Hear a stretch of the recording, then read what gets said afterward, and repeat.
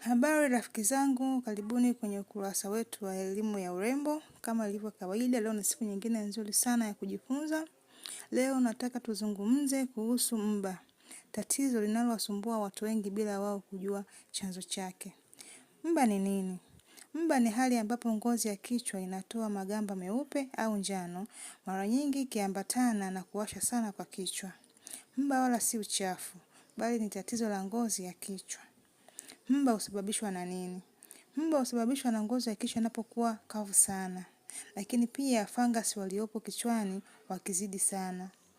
Pili, kutoosha nywele mara kwa mara, uchafu wa mafuta hukusanyika na kusababisha mba. Lakini pia kutumia shampoo au mafuta yasiyofaa kwa nywele zako. Ila ya mwisho, endapo stress na mabadiliko ya homoni pia yanaweza kusababisha mba. Stress zinapozidi na mabadiliko ya homoni yakiwa juu, basi pia nayo inaweza kusababisha mba.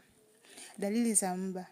Dalili za mba ni utaona magamba meupe kichwani, lakini pia kichwa kitakuwa kinawasha sana, na wakati mwingine mba huangukia mpaka kwenye nguo au mabegani pale unapochana nywele zako. Ushauri wa haraka. My dear, jitahidi kuosha nywele zako mara kwa mara kwa shampoo inayofaa kwenye nywele zako. Lakini epuka kutumia kemikali kali kwenye nywele zako. Usipake mafuta mengi sana kichwani.